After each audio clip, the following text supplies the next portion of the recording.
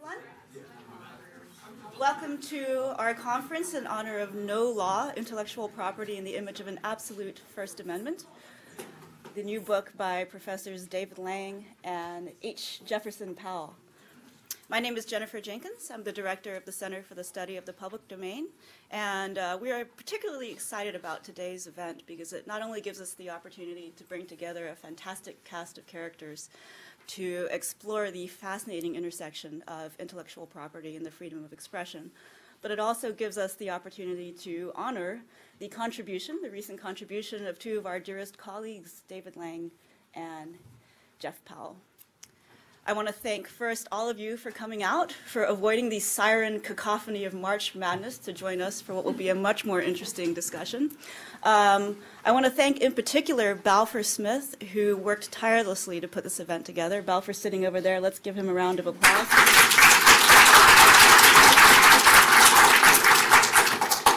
I want to thank Professor James Boyle for working with us to put this together. I want to thank Professors Neil Netanel, Keith Aoki, and Garrett Epps for traveling all the way over here to participate. And I want to thank our local speakers, Neil Siegel. Where are you, Neil? And hi, Neil. Well, he's watching basketball in the theater of his mind. And also Jerome Reichman for joining us. So during the oral argument in the Eldred versus Ashcroft case, which challenged the law that retroactively extended the copyright term for 20 years as a violation of both the Copyright Clause and the First Amendment, the late Justice Rehnquist let Professor Larry Lessig get a few sentences into his First Amendment argument, and then he said, with incredulity obvious in his voice, "You want the right to copy verbatim other people's books, don't you?" The implication was evident. No First Amendment claim could pierce the property right provided by copyright law. As you will learn during today's conference, however, the question is not so simple. Following the lead of Justice Black, our colleagues David Lang and Jeff Powell argue in their new book that we should take an absolutist approach to the First Amendment, one that would radically transform intellectual property, and in particular copyright law as we know it. Inspired by that book, our conference today seeks to re-examine the relationship between copyright and free expression. Our first speaker, Professor Neil Netanel of the UCLA School of Law, is the author of another groundbreaking book on copyright and the First Amendment called Copyright's Paradox that I recommend to all of you. It's been really helpful to me in my own work. And I am going to turn the podium over to Professor Netanel to lead off our discussion. Thanks.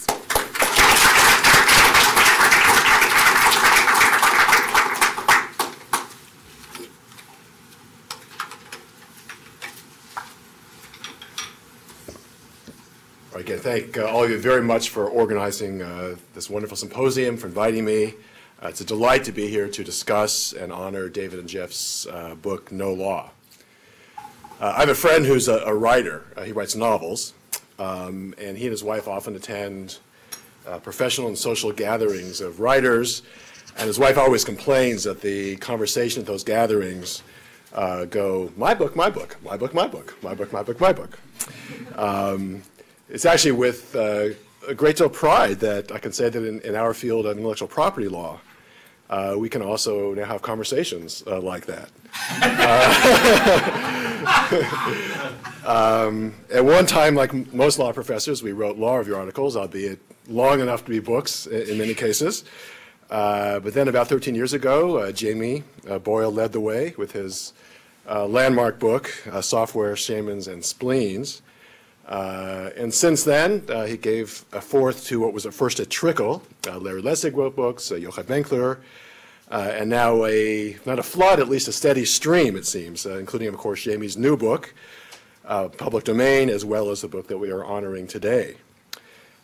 So it's in that spirit that I have been asked to begin our discussion today by talking about my book. Copyright's Paradox. My book also looks at the tension between copyright and the First Amendment. But as I will talk about shortly, I take some fundamentally different approaches from David and Jeff, although certainly there is a lot of overlap and commonality as well. I hope that my discussion of my book will shed light on the way in which David and Jeff have creatively pushed the ball forward in our discussion of the tension between copyright and the First Amendment. All right, so I think probably the primary takeaway point of my book is that copyright law should be seen as an inherent part of media, information, and telecommunications policy. The Supreme Court has called copyright the engine of free expression. I take that moniker seriously. I think promoting free expression is copyright's fundamental purpose. And therefore, it is also the metric for asking whether copyright law as currently in force measures up to what its purpose is supposed to be. So the paradox is that on one hand, copyright is understood to provide a vital economic incentive for the creation and distribution of much of the literature, commentary, music, art, and film that makes up our public discourse. But on the other hand, copyright also burdens speech. I may need or want to copy or build upon your copyrighted expression in order to most effectively convey my message. And because of copyright law, because of your copyrights, I may not be able to do that. Now, when I frame the question in that way, when I say because of copyright law, I might not be able to convey my message, that suggests perhaps that copyright speech burdens are imposed on individual speakers with respect to individual works. And I think that's true. They are. But importantly, this paradox between engine of free expression and standing in the way of free expression does not operate only on the level of a particular work or a particular speaker. Rather, copyright law has a major impact on what types of speakers, what types of media are able to speak. In particular, copyright law is an important factor in determining the level of media concentration and expressive diversity, and whether new media are able to emerge to challenge media incumbents. Now, there are always some people, maybe some people in this room even, who would say that one side or another of what I call copyright's paradox is bogus, right? So who needs copyright, right? Especially with the internet, we have plenty of speech without it. It's just a burden. Or how does copyright really burden speech? You can still say whatever you want. You just need to say it in your own words instead of copying mine.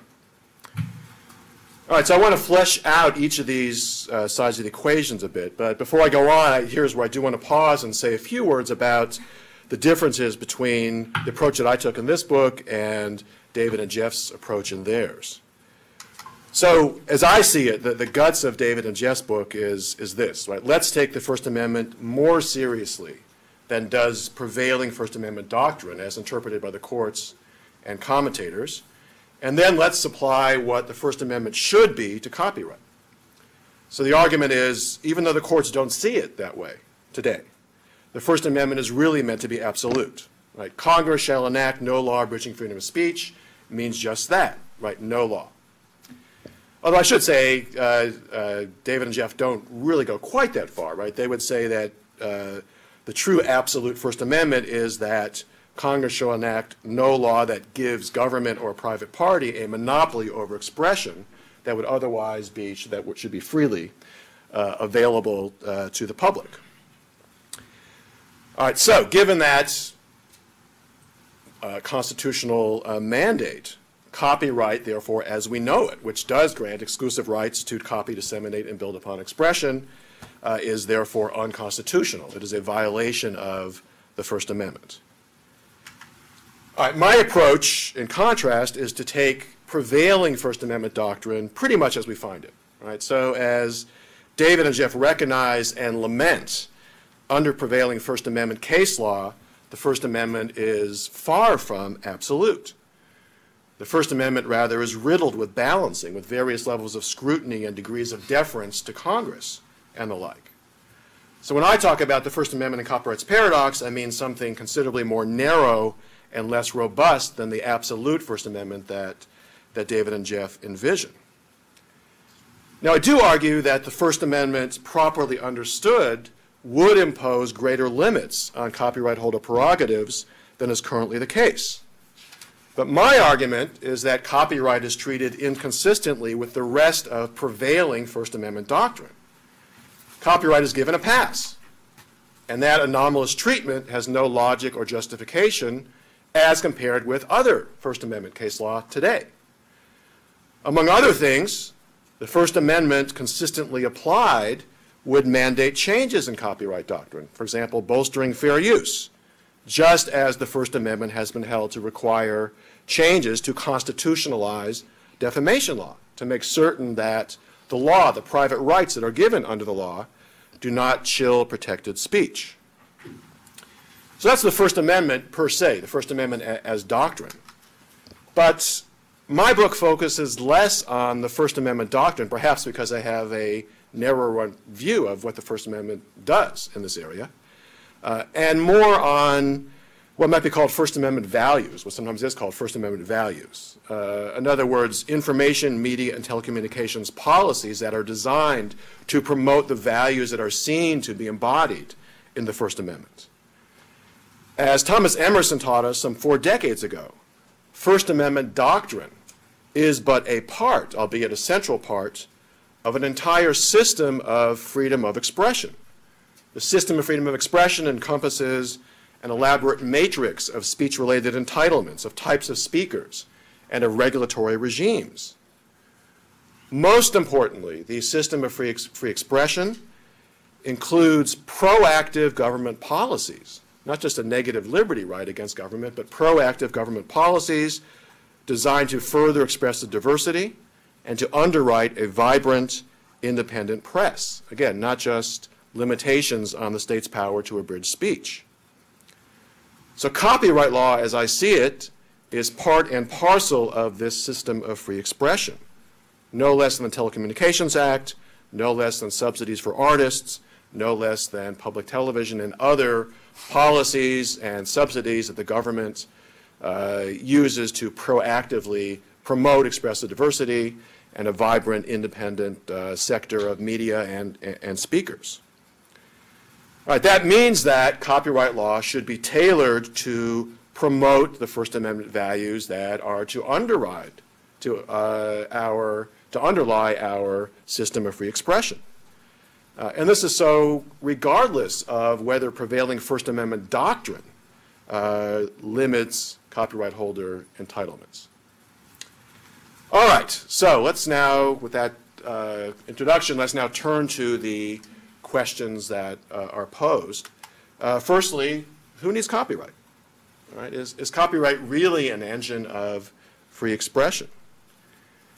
Well, I think it's absolutely correct that if Congress were to abolish copyright tomorrow, we would still have far more speech, far more blogs, far more websites than we could possibly see, read, or hear in our lifetime. Lots and lots and lots of people are happy to express themselves online and without any need for copyright. Just take all the law professors in this room, I think. But there are nonetheless certain types of valuable speech and certain types of valuable speakers that we would have much less of without copyright protection, or at least something like copyright protection. Jane Ginsburg has referred to these types of speech as sustained works of authorship, sustained works of authorship. These are works that require a material contribution of time and money to create. So among other types of expression, they include numerous full-length motion pictures, documentaries, TV programs, books, products of investigative journalism, paintings, music compositions, and highly orchestrated sound recordings. These types of works are generally far too expensive, far too time-consuming to rely on volunteer authors to create such works. And I think that with all of our complaints about commercial mass media pulp, many such works, certainly the best of them, make important contributions to our public discourse. All right, similarly, I argue that copyright law also serves an important First Amendment function by underwriting commercial media, by underwriting a sector of authors and publishers who can look to paying audiences rather than the government for financial sustenance. Historically, copyright law helped to liberate authors and publishers from their servile dependency on royal privileges and on church privileges. Copyright served as an engine of free expression by supporting an expressive sector with roots outside the state. So in that sense, copyright is not just an engine of free expression for individuals, it is also an engine of freedom of the press. All right, well, that was back in the 18th century. What about now? Is the Fourth Estate ideal still relevant? Right, given the plethora of blogs, of online journalists, of community nonprofit radio, email discussion, do we still need or want commercial media to inform us, to provide a forum for opinion, to act as a watchdog against governments and corporate abuse? The answer, I think, is yes. Whatever the failings of the mass media, and there are many, many failings, major media organizations remain a vital component of our system of free expression. Right? So only major media organizations have the wherewithal to engage in sustained investigative journalism, to counter government and private centers of power, to serve as a forum for an exchange of a broad spectrum of opposing views, to have an institutional commitment to accuracy, and to represent public opinion before those in power. So, I think blogs are great, peer discussion is great, community radio is great, YouTube is great, Talking Points Memo is great, NPR and PBS are great. They're all great. All have their roles. All make substantial contributions to public discourse, including acting as commercial media critics and gadflies. But none of them serve the same critical purpose as the commercial mass media. None of them can replace the commercial mass media. And for example, involving blogs, studies show that blog discussion is largely parasitic on mass media and professional online journalist reporting. So certainly amateur bloggers do sometimes break stories. They do often act as media gadflies. They prod media to alter its coverage. But even when bloggers do so, it is generally not until the story is actually picked up by the mass media that it carries the weight and the rhetorical punch that seems to make a difference in public opinion and in government perception, public official perception of public opinion. So I think our public discourse, our system of free expression, is best off when we have all of these types of speakers, both market-based and non-market, both large and small. Each makes a unique contribution and to some extent makes up for the failings of the others. So where does that leave us regarding copyright law? To the extent that copyright law helps to underwrite a commercial mass media without unduly burdening other speakers, it does serve as an engine of free expression. And in an age of great uncertainty regarding the future viability of the mass media, copyright needs to be tailored to provide a continuing source of revenue, right? Investigative journalism is a good example of this. It is a vital public good. It's expensive to produce unless there is found to be some revenue stream to support that kind of activity. We are seeing it slowly dying on the vine, right? It will not continue anywhere close to the desired level without a source of revenue to recoup investment in that public good which is provided, right, the investigative journalism. And the same is true with other kinds of sustained works of authorship. So in this sense, I think, contrary to David and Jeff's point that commercial exploiters of copyrighted expression should pay some share of their profits to copyright holders, and that's all that the First Amendment can require. I think as a matter of policy, when users, exploiters of copyright expression are nonprofit, such as many are on the internet, that's not enough, right? Unless we define profits as non-monetary benefit that nonprofit users of our expression are gaining from the use of copyrighted works. All right, so that's the copyright as free expression side of the equation. What about the other side? What about copyright's speech burdens, right? Importantly, I said copyright serves as an engine of free expression so long as it does not unduly burden other speakers. All right, in Eldred versus Ashcroft, the Supreme Court dismissed a First Amendment challenge to the Sonny Bono I Got You Babe Copyright Term Extension Act on the argument that, you know, there really isn't much of a First Amendment interest in making other people's speeches. All right, that statement is dead wrong as a matter of prevailing First Amendment law. Right? You don't have to go to an absolute First Amendment to get to that point. The First Amendment protects my right to stand on a street corner and pass out copies of the Bible, the Quran, or the Communist Manifesto, no less than to pass out copies of my own original expression. The statement also misses what's at stake in many copyright disputes. Those who want to build upon copyrighted expression are not merely making other people's speeches. So let me give you two examples. The first is former Senator Alan Cranston's translation of Hitler's Mein Kampf. Alan Cranston was a prominent U.S. senator for 25 years, spanning from the 1960s to the 1990s. But decades before that, in the late 1930s, Cranston was a young journalist working for the International News Service in Europe. Cranston spoke German. He had read Mein Kampf and was obviously horrified. But when the official U.S. translation came out, he read that too and was doubly horrified. It was a whitewash. Key passages had been taken out to make the work more palatable for American readers. Cranston responded by producing an unauthorized translation of Hitler's political blueprint, accompanied by critical commentary, and focusing on the key passages that revealed Hitler's true character and intentions. So Cranston's book pledged not 1 cent of royalty to Hitler, and he promised that any profits would go to help refugees from the Nazi Reich. Cranston's 32-page book, which is priced at only 10 cents a copy, sold 500,000 copies in 10 days. But then Houghton Mifflin, the U.S. publisher of Hitler's authorized translation, sued Cranston for copyright infringement. And upon Houghton Mifflin's motion, the court enjoined further publication of Cranston's avowedly anti-Hitler translation. Right? This on the eve of the Nazi invasion of Poland, when the United States public was at a critical juncture in deciding what should be the United States posture in this conflict and towards the Nazi regime.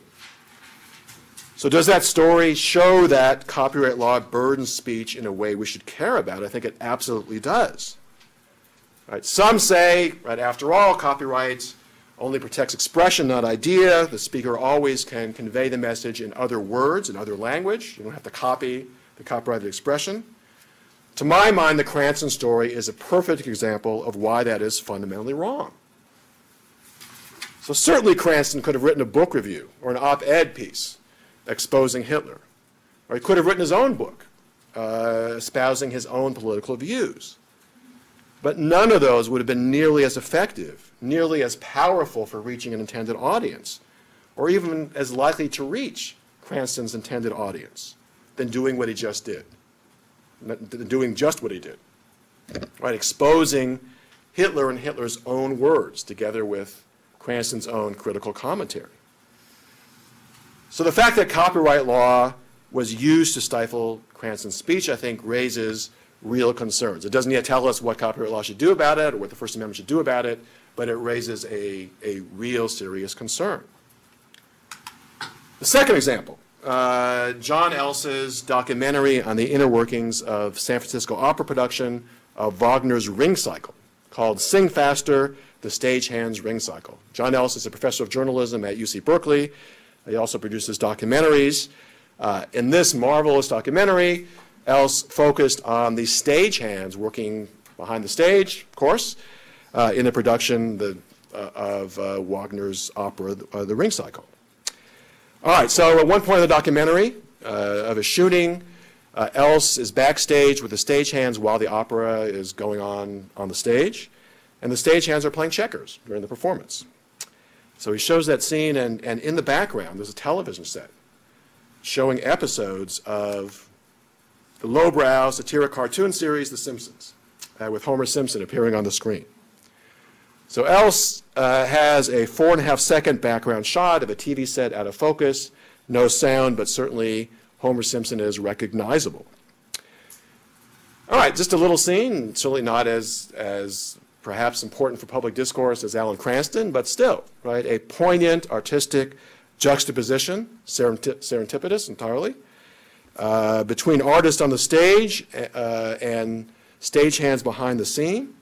And of course, high art opera juxtaposed against low art. How much lower can you get, right? The Simpsons. Popular art.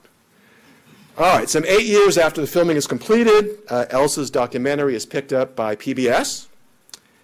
That means that Else has to fill out a visual cue sheet required by PBS's errors and omissions insurance in order to release the material. Every single scene he's got to document and state that the rights have been cleared for any third-party material. All right, Else assumed that this particular clip would be no problem. It was 4.5 seconds, right, background shot, no sound. Certainly it seemed to be trivial at first. Matt Gruening said no problem, go ahead, include it. But you got to talk to my parent company. To make a long story short, as Else climbed up the corporate ladder, eventually got to Fox Television and was told no story, go ahead, include the clip. Just pay us $10,000 for a 4.5-second, no sound, out of focus background shot for an educational documentary to be shown on PBS. That was many times more than Else had paid for any other clips in his documentary. All right, the short of it is Else went to a copyright expert who was told, listen, this is probably fair use, but they'll drive you to the ground in litigation if you try to fight it. So Else gave up, right? The scene is in the film, but he digitally removed The Simpsons from the TV set and replaced it with a shot of one of his own prior movies. So the bottom line here is that the public was deprived of a shot of Homer Simpson in the background of an opera about Norse gods fighting it out. And for John Else, even more seriously, what was supposed to be a documentary now contains a little bit of untruth, right? Some manipulation of what he actually shot. All right, so I think both the Cranston and Else examples well illustrate that copyright law does impose speech burdens. I do think, though, that there's an important difference between the Cranston and Else examples. So the Cranston example is an instance of what I call a sensorial speech burden of copyright law. So this is a case where the copyright holder intentionally and decidedly stifles expression, does not want the expression to be heard. The motive might be ideological, it might be commercial, it doesn't matter. The copyright holder is not willing to grant a license, period. The John Else example is an instance in which copyright law imposes a prohibitive cost speech burden. In that case, the copyright holder purports to be willing to license, but is not willing to license at a price that this particular speaker can afford. The result is that speech is stifled, even if that was not the copyright holder's intention. Now, the first type of speech burden, the sensorial speech burden, is a type which I think there is quite clearly a reason to invoke and apply whatever rules we want to apply to ensure that copyright law does not unduly impinge upon free speech. But it's the second type of speech burden, the prohibitive cost speech burden, that is almost certainly far more pervasive than the sensorial speech burden. It happens all the time that speakers are silenced because they can't pay for copyright licenses.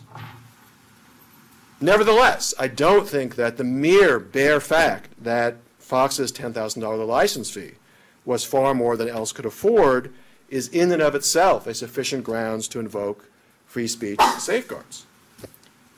After all, free speech does not mean costless speech, or in Richard Stallman's famous expression, free speech is not the same as free beer. I mean, what if John Else was unable to fully convey his artistic vision because he couldn't afford a high-end camera or sophisticated editing equipment? Or what if he wanted to film right in Paris and couldn't afford the airfare? We wouldn't normally say that in order to enable Else to speak, producers of high-end cameras and editing equipment have got to sell them or rent them to Else for a price that he can afford. So why treat copyright any differently? Well, there are two related answers to that question. I think there are answers. The first is that unlike rights in tangible property or regular property rights, copyright law directly targets speech. So in First Amendment parlance, it is speech regulation. And there are reasons, both in First Amendment doctrine and free speech policy, for giving greater scrutiny to laws that target speech than to general conduct regulation. The second reason has to do, at least initially, with the economics of copyright. Right? So basically, Fox's ability to insist on a $10,000 license fee is rightly seen as a cause for invoking free speech safeguards, when, and arguably only when, Fox is able to do so because it has market power. In other words, it can charge more than the competitive price. The equation that is normally referred to is that, of course, the marginal cost for any new license or use of copyright expression is zero or close to zero. Copyright allows super competitive pricing, whereby some people that would pay the competitive price can't otherwise pay the copyright price, and therefore in that gap lies artificial scarcity, and that's a copyright speech burden. I think that's really oversimplified, right? I don't think that really works because, of course, if copyright holders, again, just in those cases, sustain works of authorship where copyright is necessary, provide an incentive for the creation of the work. Of course, if copyright holders had to sell at marginal cost, they wouldn't be making the works in the first place. So we need a more sophisticated account of what is market power in this context. I think it's a complex question. Basically, bottom line, I think, is that Fox has got to be able to earn what are called normal profits. Right? Enough profits, not only on this particular work, but also on its entire portfolio. Right? The vast majority of works that any copyright producer invests in are flops. So I think the copyright industries are right when they say that they have to make up in super competitive profits from their few hits to make up for their losses and flops. If they can't earn normal profits, they're going to go with another line of business. So realistically, when the rubber hits the road, they've got to be able to earn normal profits. Trying to figure out what are normal profits is very, very difficult, if not impossible. The bottom line then, where I ultimately come out, is that this really comes down to a value judgment based in distributive free speech policy. It might involve some trade-offs. This is not an economic efficiency equation, nor, for that matter, is it a question of John Else's First Amendment right to speak. Rather, the question is, on the margins, whether we want to favor the media conglomerates that already own vast inventories of copyrighted expression, whether we want to favor more knockoff of the genre of The Simpsons, or, again, whether on the margins we want to give room for independent, non-market speakers like John Else. It's a matter of free speech policy, expressive diversity versus supporting commercial media and their type of expression. My answer, as I argue in the book, is that on the margins, and again, at least I'm not talking about abolishing copyright, but just about how broad or lengthy copyright protection should be, our free speech policy, our interest in expressive diversity, should favor the iconoclast dissident expression in this case. It militates in favor of limiting copyright to enable John Else to digitally reinsert Homer Simpson. And my book, I'm not going to go into detail about them now, but I'll be happy to discuss them in questions and answers, presents a number of copyright reforms in that direction, ways to limit copyright, to give greater play to that kind of expressive diversity. All right, that leads to one final point, which I hope I have time for before I end. And that is, I threw this out briefly before, and I want to briefly come back to it now. And that's this. Copyright's role in the structure of media markets. Incumbent media industries have repeatedly used copyright as a vertical restraint to block competition from new media. Examples from early new media, early sound recordings, radio, cable TV, satellite TV, webcasting, today search engine aggregators and user-generated content sites. New media very often need to distribute existing popular expression in order to get off the ground. But once they're off the ground, they also enhance expressive diversity by providing platforms and channels for lots of other kinds of expression as well. That was true with radio and cable television. It's also true with YouTube, webcasting, Google News, and peer-to-peer. In the past, very often what's happened in these cases is that Congress steps in and provides for a statutory license, taking away the veto from the copyright industries, but providing them with a source of fair revenue from the new media, allowing the new media to go forward. In other words, basically treating the copyright issue as a matter of telecommunications and media policy. So, I argue in the book that copyright should be calibrated in that way, to require new media, in appropriate cases, to pay for copyrighted content, but to make it impossible for the incumbents to use copyright to block new media. The Google book search, I think, is a good example, a possible good example of this. So Google book search was sued for its Google book search project. The parties settled the case, allowing the Google book search project to proceed. But from a copyright policy standpoint, we would have been better off either with fair use or a congressional statutory license, because there are other possible aggregators of books that are not going to be able to afford the license fee that Google can afford. So one salutary benefit of taking away the copyright holder's veto, of providing for either fair use or statutory licenses, is to deny monopoly to Google as well as to copyright holders, right? To ensure greater competitiveness and voice in the market for new media as well as the incumbent media. All right, that's it. I look forward to your questions and discussion, and more importantly, to discussing Jeff and David's book. Thank you.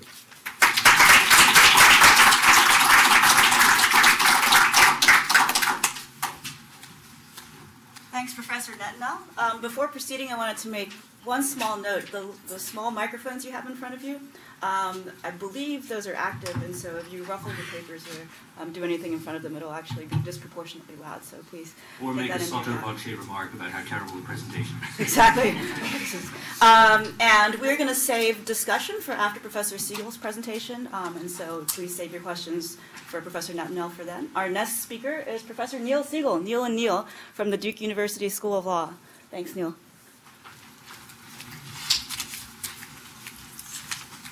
First, I want to thank Jamie and Jennifer for inviting me to participate in this very special event, and I want to express my appreciation to them for the appreciation that they're showing our colleagues and our friends, David Lang and Jeff Powell. I have profited from David's wisdom at faculty meetings more than I suspect he understands over the past 5 years, and I've written much of what he's cited and even watched some of what he's talked about. And I'm the better for it. And Jeff has been very generous to me with his time and with his mind, and I hope one day to become the scholar of our Constitution that Jeff has long been.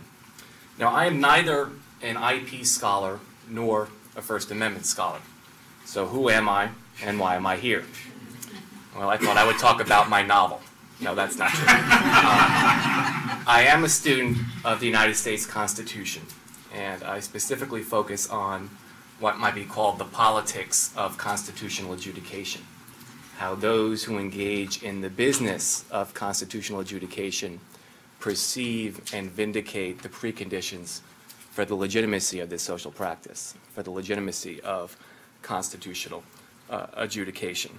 And so, like David and Jeff, I am profoundly interested in the ways that Justice Black talked about the Constitution, talked about the law, as well as how he talked about the First Amendment in particular. Unlike David and Jeff, I am skeptical that Justice Black's views of law in general and the First Amendment specifically provide a sound basis on which to reimagine the relationship between IP and the First Amendment.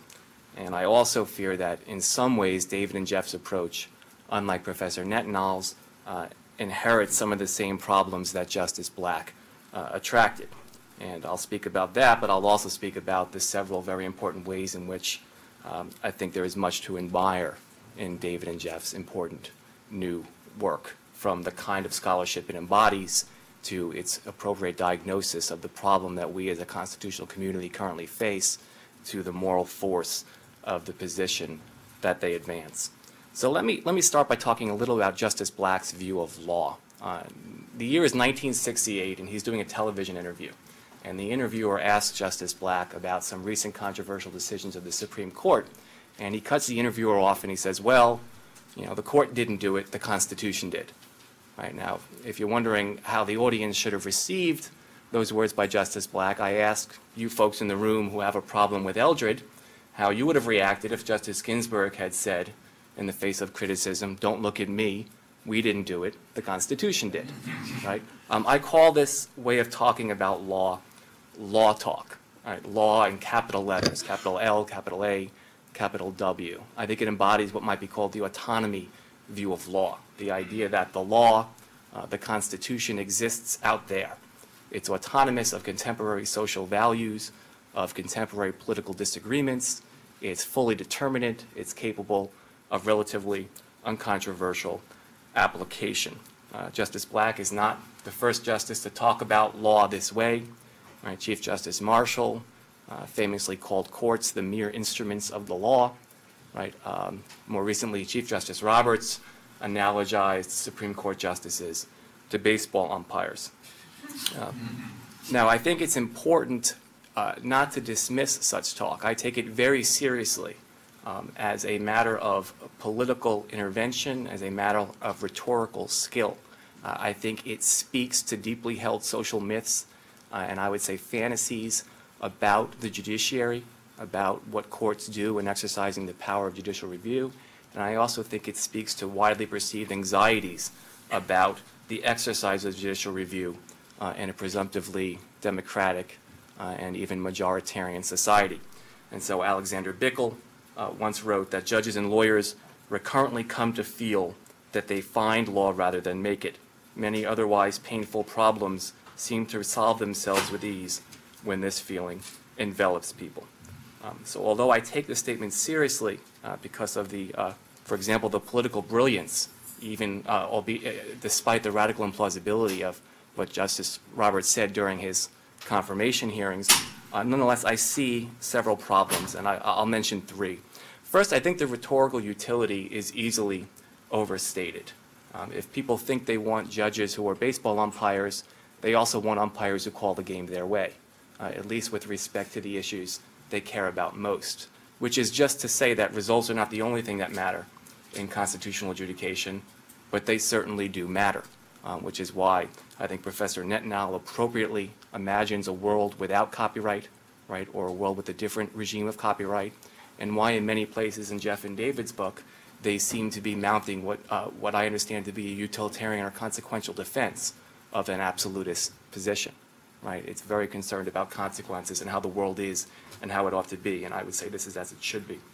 I also think law talk obliterates the pervasive reality of reasonable and irreconcilable disagreement about constitutional meaning, and therefore the unavoidability of judicial discretion and indeed the need for judges to exercise that discretion wisely, to show sound judgment in executing their judicial responsibilities. And the last point I'll mention on this front is that I think if law talk is taken seriously, it threatens to stifle creativity and innovation aimed at constitutional change. If we imagine the various provisions of the Constitution as just like the one that says you got to be at least 35 to be president, right, that's a conversation stopper. What more need be said? It's only by understanding the provisions of the Constitution, or at least certain provisions, as implicating a contestable realm of meaning, what Robert Cover memorably called nomos, right, that the conversation can be ongoing, or at least it seems to me. So I want to move now from Justice Black's view of law to his view specifically of the First Amendment. And here I transition from law talk to no law talk, right? No law means no law, right? No buts, no exceptions. I'm troubled by this view of the First Amendment. He would literally take out his 10-cent copy of the Constitution in response to questions about whether something was protected or not, and he would ask the questioner to read the text of the First Amendment, right? And after the person was done, he would say, "Thank you," right? Just read the Constitution. That's all you need to know. I think it's an act of rhetorical deception and evasion, and specifically, I think it's an evasion of the very difficult question of what counts as the relevant law when you say no law means no law. That is where all the difficult work has to be done in order to decide difficult cases. One could then move the work to what do we mean by abridging, what do we mean by freedom. What Justice Black elected to do is to talk about what we mean by speech, right? And he talked about speech versus conduct, as well as various distinctions among varieties of speech and varieties of conduct depending upon how they related, the one related to the other. So I do think it is deceiving. I do not think Justice Black was a simple man, just like I think Chief Justice Roberts is a very, very smart man and a very able lawyer. But I do think it is a deceptive way of talking about how difficult cases are decided under the First Amendment or any other provision of the Constitution. I also think Justice Black was forced to make some very strained definitions and arbitrary distinctions to get his approach to work. And I think Dave and Jeff, to their credit, acknowledge this and talk about it at some length in their book. And so I mentioned distinctions between speech and conduct, and even distinctions among varieties of speech and conduct. And it's not clear at the end of the day, as a philosophical matter, how you distinguish speech and conduct when speech is conduct, right? Speech acts are conduct, and why certain varieties of speech or conduct should be treated the way Justice Black treated them. I also think you end up with overprotection of speech, right? A refusal to balance, a refusal to admit at all the strength of the government's interests, I would suggest, results in an untenable view of the First Amendment and of the Constitution. It is not difficult to mount a long list of speech that government has to be able to either restrict or punish or allow liability for, right? From yelling bomb in an airport, right, to perjury laws, why are they conduct and not speech, to lying on your tax returns, to preventing catastrophic social consequences because national security is genuinely threatened. I don't think it's a tenable view of law to say government is disabled from responding to severe social consequences. The why is actually a difficult question, and I'll say now only that I don't think it's tenable for law to be thought of as an institution that need take no account of the circumstances under which it will be legitimated. Or in other words, a court that insisted on an absolutist view of law and said, I'm sorry, there's nothing we can do, the Constitution has spoken, right, would not long be a court that was listened to by the public and the political branches. I also think you end up protecting expression, end up not protecting expression that ought to be protected under Black's view. Lots of conduct that is laden with expressive content ends up being underprotected on this approach. And so to what end is all of this done, right? I think part of the thought is to meaningfully constrain judicial discretion to answer the counter-majoritarian difficulty. It's not clear to me that to a significant extent Justice Black accomplished that. He had to make difficult judgment calls in many ways at many times to get this approach to work. Okay, so what are the implications for work at the intersection of IP and the First Amendment? First, I don't think absolutism is necessary to protect First Amendment values robustly. And so I would just endorse what Professor Netanel had to say about that subject. What's odd about copyright is not that the court takes a balancing approach, but that it doesn't take a balancing approach. Balancing has been very effective, I would argue too effective, in other areas of law, from commercial speech to campaign finance to pornographic speech, right, in silencing democracy in the name of the First Amendment. I also think an absolutist position is not sufficient, right, to protect First Amendment values. And I'll tread carefully here because I'm not an IP scholar, but I sense Professor Netanel, Jamie, others are going to have First Amendment problems with, for example, various provisions of the Digital Millennium Copyright Act, that if I'm understanding David and Jeff correctly, they're not going to have a problem with certain kinds of technological controls. And I also am concerned, and this may be what's of greatest concern to me, is that I recognize that David and Jeff are not just redoing Justice Black. Their position is, in fact, significantly more nuanced, more coherent, more defensible. They distinguish rights from restrictions on power. They say no law, not in general, but with respect to monopolies on speech. Nonetheless, it seems to me that oftentimes in the book, from the title to the preface to various portions of the text where they talk about the need for absolute textual fidelity, they talk about law in much the same way that Justice Black did. And my concern is that this is in tension with their very admirable and appropriate celebration of the need for creativity, innovation, responsiveness to changing social values, changing social problems in interpreting the First Amendment. I'm not prepared to say there's a contradiction, but I do think there's a tension. To the greater the extent to which you think of the law, the First Amendment, as determining outcomes, right, the less there is for creativity and innovation in dealing with new problems. And I think the way I understand their work, and this is how I'll end, is I would not call it a book of legal fantasy. I think that's a fun term, but I think it runs the risk of trivializing what they've done. I would call it an act of constitutive reimagination, right, of reimagining the bounds of constitutional possibility in the intersection between IP and the First Amendment, right? And it is very much within our constitutional tradition, right? David has said he's always liked coloring outside the lines, and I would say maybe so, but he's always been acutely aware of where the lines are. And there's a big difference between coloring outside lines and coloring as if the lines don't exist, right? So they know what lines they want to disrupt. And I think it's very important to have scholarship that does that doesn't just accept the status quo, doesn't just accept convention. I think that is well within the bounds of our constitutional tradition. I also think they diagnosed the problem properly, and I would call this the Eldred problem, right? I think we have a problem on our hands. It's one I didn't understand. I was at the SG's office the year that Eldred was argued, and I didn't understand why the government, right, why my friends in the SG's office weren't taking the First Amendment argument nearly as seriously as the congressional power argument. And one thing the SG lawyers know is they have their finger on the pulse of the court, right? And I thought maybe I just didn't understand, I didn't know enough IP. I mean, it turns out that I was paying attention, right? They were right about what the court would be interested in, but there is a problem here, and I think they diagnose it. And the last thing I'll say is I think one should not underestimate the moral force of the position that David and Jeff advance. And in this sense, I think this is the very best, they embodied the very best of Justice Black's view, right? There's all sorts of ways in which I disagree with it, but it had moral force. It fixed the court and the community's attention on First Amendment values to an extent that hadn't been before.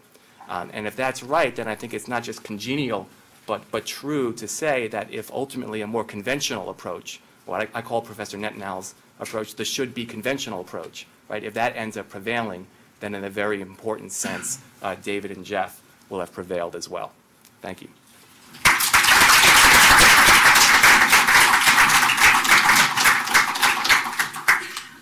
Can I ask Professors Netanel and Siegel to come sit here for the question and answer session? I should mention that later on this afternoon, the authors, David Lang and Jeff Powell, will be responding to a lot of the comments today, and so we'll look forward to hearing from them. Right now, we're going to take about 10 minutes, would you say, for questions and answers and discussion.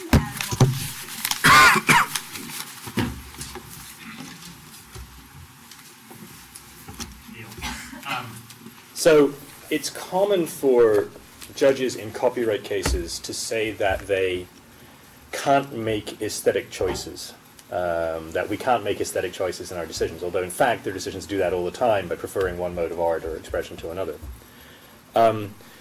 But if they say that they can't make aesthetic decisions, choose between one form of art or another and say one is better or worse, more worthy of protection or less worthy of protection, how are they going to respond when you frankly, and in my view admirably, in your book say one of the most important things that copyright does is it actually decides the shape of our media market and our media technologies. This is communications policy, cultural policy writ large.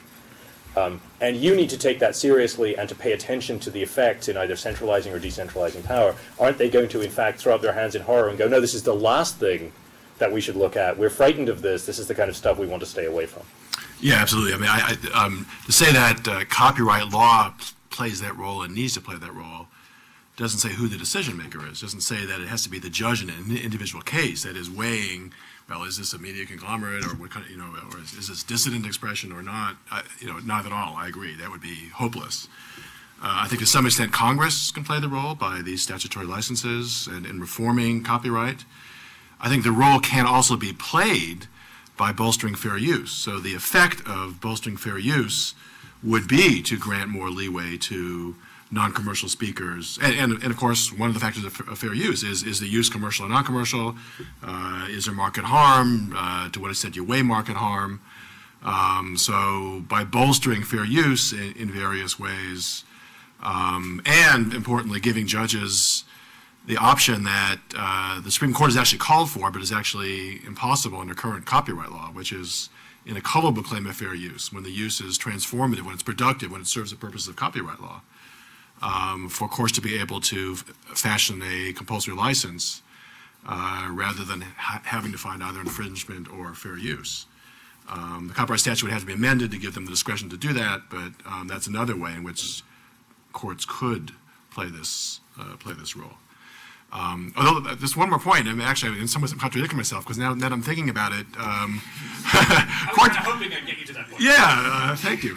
Courts actually do make judgments like that as part of fair use doctrine. If a use is transformative, it's a favored use for fair use purposes. Transformative, it's tricky. It has two meanings. One is, did the user, the defendant, add some of the user's own creative expression, thereby sort of physically transform the work? That's really not the meaning, though, that has the most weight. And it can't under copyright law, because the copyright owner has exclusive right to make derivative works as well as exact copies. The second meaning of transformative, which I think is gaining in currency and force, is the use, was the defendant's work created for a different purpose than the original copyrighted work, and is that purpose serve the purposes of copyright law? Is it a productive use? So in that sense, courts are looking at the purpose for which the use was made, and is it an educational use? Is it news reporting? Is it in some ways favored use for fair use purposes? Should we? So I'm curious about mass media and how it's protected and how it's it should be. Mainly, I'm interested in when did certain mass media become mass in the first place? When do they be considered mass? So, for example, Huffington Post may not be, but the Durham Herald might be. Obviously, the Huffington Post has more readers. And how the proposals that you're saying for this intensive work is prejudiced towards an existing media system. And how does it open up to new media systems, which we're already seeing on the web, in which we do see more viewers or more readers or other stuff like that. And then to investigative journalism. As media markets in newspapers consolidated, I can't remember who wrote this wonderful article, but the great sentence in it is, newspapers are only as aggressive in covering investigative stories as the downtown department store allows. Because the downtown department store is the reliable advertiser you cannot alienate. How do you react to this structure? Because it sounds like the argument is kind of like this is how it is now, but we're in a time of turmoil in which you want to create a future instead. Okay.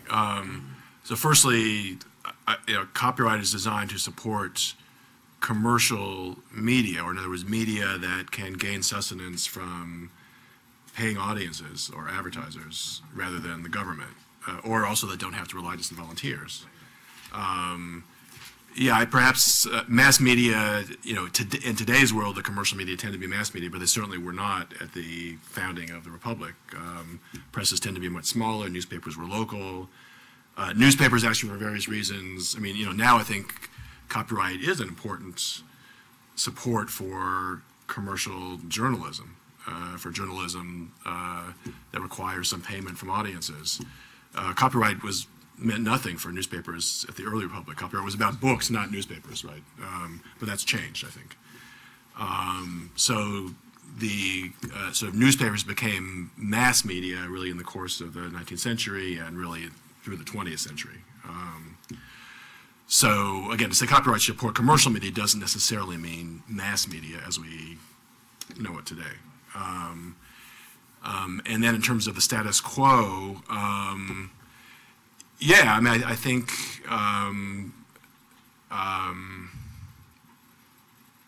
I think copyright should be calibrated to provide a revenue stream to commercial media enterprises that are large enough and robust enough to engage in investigative journalism and to stand up to other sources of power, but also to give free play to bloggers and other kinds of speakers who are also very important. So my point is we need a plurality of different kinds of speakers.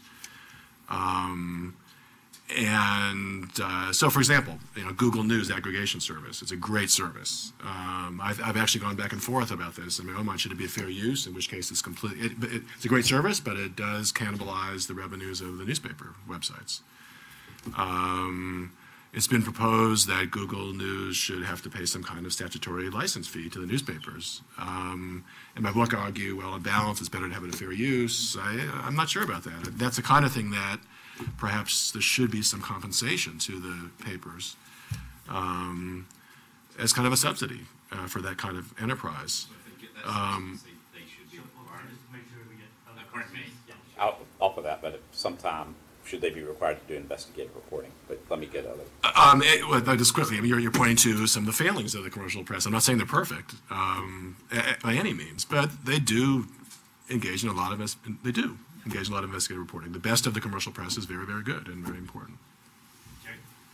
Well, Lang and Powell are big on compensation, and I think you maybe underestimate the current situation with regard to compulsory licensing. I think that eBay v. Merck has changed the situation radically, and no less than the legal counsel of the Copyright Office, high protectionist though he be, has publicly gone on record warning everybody that injunctions must now serve the public interest and will not be taken for granted. So I think there is more power for judges to adjust results. The questions I want to ask you, adjust results in the direction that David and Jeff want to go. The question I have for you is, though, what about the burdens? Two questions. One is, what about the burdens of actually achieving the fair use? That if you go through all the rigmarole and you get the ruling that you can get it for less, it may have cost you hundreds of thousands. And I also was very piqued by your little slide that you put up there. I'd like to know more about what you propose for derivative works, which is a very hard problem. Okay, so first of all, judges' ability to fashion sort of compulsory license remedies in copyright cases, they don't have that ability. I mean, it's unlike patent. It's ironic because, so in this case of eBay versus Merck, the Supreme Court in a patent case said patent courts, the court should not be automatically granting injunctions. They've got to weigh the equitable factors. The Supreme Court cites 3 Supreme Court copyright opinions that sort of say in dicta, yeah, copyright courts should consider awarding damages and not issuing injunctions. Yeah, they can award damages, but the copyright statute provides for statutory damages at the plaintiff's option. It also provides that the measure of damages has got to be the actual harm caused to the copyright holder plus the disgorgement of any profits earned by the infringer. That's what the statute says, and it's a jury question. So under the current statute, ironically, despite the Supreme Court's calling for it, courts do not have the discretion to fashion a reasonable compulsory license sort of going forward to allow the use to be disseminated in return for some reasonable payment to the copyright holder. Let's see, you asked about derivative works. And fair use, the cost of litigation. Yeah, listen, the cost of litigation, I don't think copyright, there have been some reforms actually for kind of quick arbitration proceedings to try to get fair use rulings. My argument is more that if you bolster fair use, if you make the rules more clearly in favor of fair use, at least on the margins, that's going to give defendants who can afford a lawyer or public interest organizations that provide lawyers stronger grounds to stand on. So that's my proposal in that regard.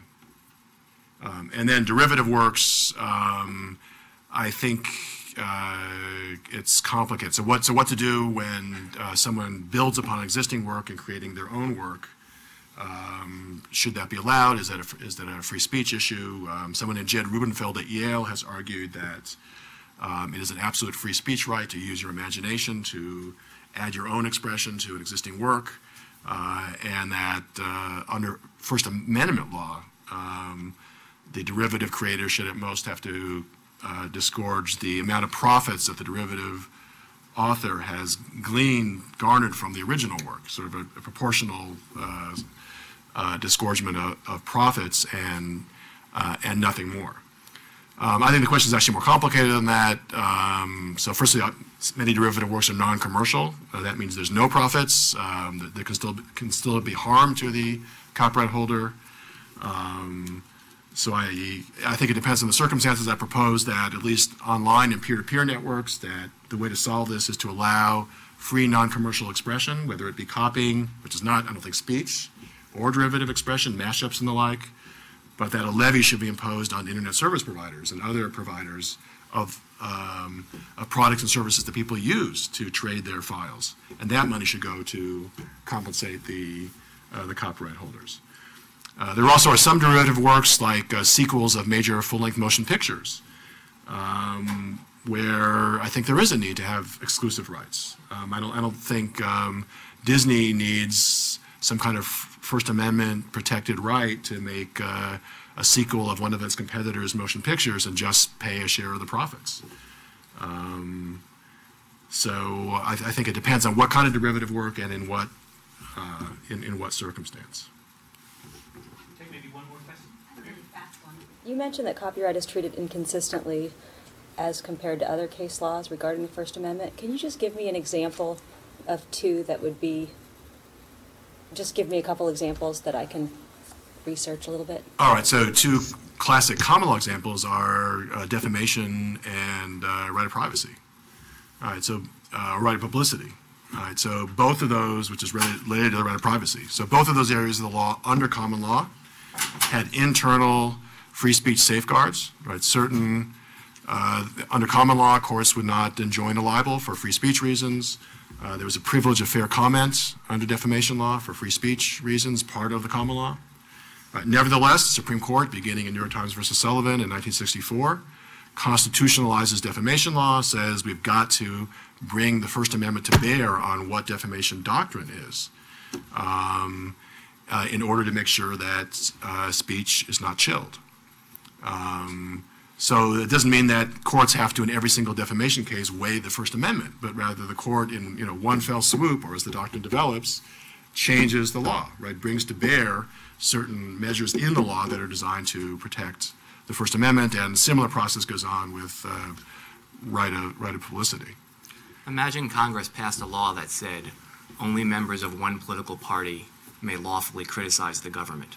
Right? The government granted a monopoly on core political speech. Right? And what would the court do with that? Right? Under a conventional balancing approach, it would trigger. Which party? Actually, no. And on that note, I think we'll take our break, and we're going to reconvene at 11:15. Thanks very much, and thank you, Neil and Neil. Thanks very much. Yeah, good to meet you. I was in the original JSP program. Oh, is that right? It was perfect.